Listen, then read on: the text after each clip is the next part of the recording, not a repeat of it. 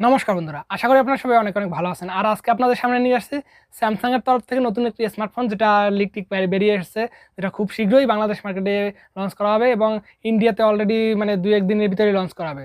তো সেই ফোনটি থাকছে আপনার স্যামসাং এর তরফ থেকে স্যামসাং গ্যালাক্সি এফ আপনার 54। তো এই F54 এই ফোনটা কেমন হবে এবং কি থাকছে এর কনফিগারেশন এবং কত টাকা বাজেট সেগমেন্টে বাংলাদেশ মার্কেটে লঞ্চ করা হবে এবং আপনার এই ফোনটা কি নেওয়া ঠিক হবে, এই রকমের টুকটাক আপনাদের ধারণা দেবো এই ভিডিওটা থেকে। তো অবশ্যই স্কিপ না করে সম্পূর্ণ ভিডিও দেখবেন। আর চ্যানেলে যদি নতুন হয়ে থাকেন তাহলে অবশ্যই ক্ষমা সুন্দর দৃষ্টিতে দেখে সব ভিডিওগুলো তো অবশ্যই লাইক করে দেবেন এবং চ্যানেলটাকে সাবস্ক্রাইব করে দিয়ে পাশে থাকবেন। তো অবশ্যই আপনাদের কাছে মানে অনেকটা টাইম নিয়ে নিয়েছি ডিটেলস রিভিউটা দেওয়ার জন্য, তাও আবারও ক্ষমা নিচ্ছি যে আপনারা আমাকে ক্ষমা করে দেবেন। তো চলুন দেখে নেওয়া যাক যে এই ফোনটাতে কী কী থাকছে কনফিগারেশনে। এই ফোনটা আপনার বডি ফ্রেমে থাকতে পারে, যেটা আশা করা যাচ্ছে যে 8.9 মিলিমিটারের থিকনেস এবং প্রায় 200 গ্রামের আশেপাশে ওজন থাকবে। কারণ এই ফোনটাতে ইমপ্রেসিভ কিছু আপনার ফিচার্স থাকছে, যেটা 7000 এমপিআর ব্যাটারি থাকবে এবং আপনার মানে যেটার কারণে অনেকটা মোটা হবে। তো এরকমই কিছু লিক। তো চলুন দেখে নেওয়া যাক যে কী থাকছে। এবং এখানে আপনার ওয়েটটা তো বললাম যে 200 গ্রামের আশেপাশে থাকবে এবং কর্নিং গোরিলা গ্লাসের 5 প্রোটেকশন থাকছে এবং প্লাস্টিক ব্যাগ এবং প্লাস্টিক ফ্রেম এবং হাইব্রিড সিম স্লটের সাপোর্ট থাকছে, যেটা ডুয়েল সিম কার্ডের স্লট থাকছে।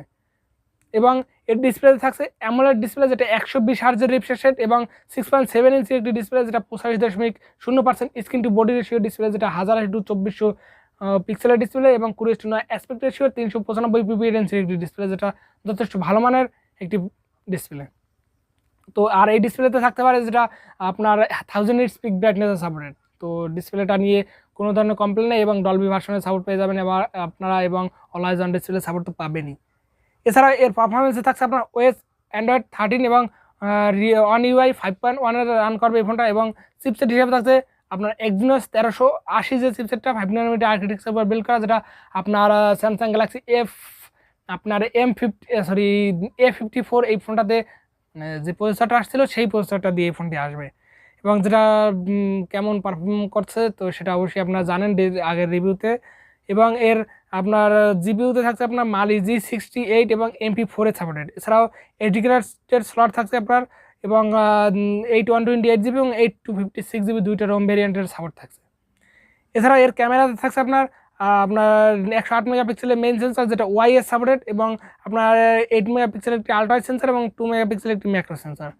এবং এখানে 4K 30 fps এবং 60 fps পর্যন্ত ভিডিও রেকর্ডিং এর সাপোর্ট পেয়ে যাবেন এবং ফ্রন্ট ক্যামেরায় থাকছে 32 মেগাপিক্সেলের সেলফি ক্যামেরা এবং যাতে থাকছে আপনার 4K 30 fps পর্যন্ত ভিডিও রেকর্ডিং এর সাপোর্ট। তো ওভারঅল ক্যামেরা পারফরমেন্স কিন্তু বেস্ট ক্যামেরা অ্যালগরিদম আপনাদের এখান থেকে ব্যবহার করা হয়েছে, কারণ এখানে 108 মেগাপিক্সেলের ওয়াইএস সেন্সর, যেটা একটা ভালো সেন্সর এবং ভালো মানের।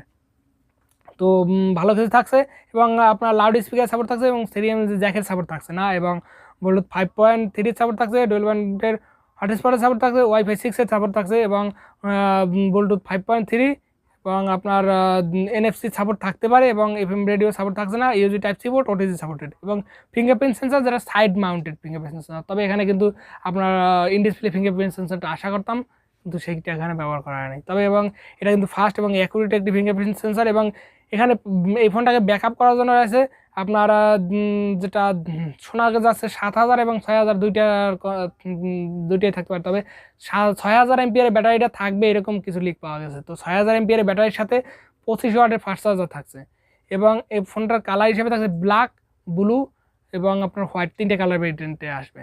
তো ওভারঅল মানে ডিটেলস রিভিউটা এই ছিল। তো এই ফোনটার কিছু জায়গায় ইমপ্রুভমেন্ট করা উচিত ছিল, যেটা এর ব্যাক সাইডে আপনার প্লাস্টিক না দিয়ে এখানে গ্লাসের ব্যবহার করা উচিত ছিল এবং আপনার এখানে আপনার 3 জ্যাকেট সাপোর্টটা দেওয়া উচিত ছিল এবং ফিঙ্গারপ্রিন্ট সেন্সর যেটা ইন ডিসপ্লে দেওয়া উচিত ছিল। তো এরকম কিছু দিক কিন্তু আপনাদের ইমপ্রুভমেন্ট করলে এই ফোনটা কিন্তু ক্লিয়ার ফোন হতো। তবে এই ফোনটা কিন্তু যে কনফিগারেশনে আসছে খুব ভালো মানের কনফিগারেশনে বাংলাদেশ মার্কেটে আসবে। তো এবং প্রাইসটাও খুবই ভালো মানের থাকছে, যেটা আনঅফিসিয়ালি আপনার 40,000 টাকার আশেপাশে পেয়ে যাবেন, 40-45,000 টাকার আশেপাশে এবং অফিসিয়ালি যেটা 50 থেকে 60,000 টাকা বাজেট সেগমেন্টের ভিতরে লঞ্চ করা হবে। তো আসলে কেমন লাগলো এই ফোনটার ডিটেলস রিভিউ অবশ্যই কমেন্ট করে জানাবেন এবং কোথাও কোনো ভুল ত্রুটি হলে অবশ্যই ক্ষমা সুন্দর দৃষ্টিতে দেখবেন এবং সাবস্ক্রাইব করে পাশে থাকবেন। তো নেক্সটে কী নিয়ে ভিডিও দেখতে চান এবং কোন রিলেটেড ভিডিও চান তো সেটা অবশ্যই কমেন্ট করে জানাবেন আপনার মূল্যবান কমেন্ট। তো দেখা হচ্ছে নেক্সট ভিডিওতে, সবাই ভালো থাকবেন, সুস্থ থাকবেন।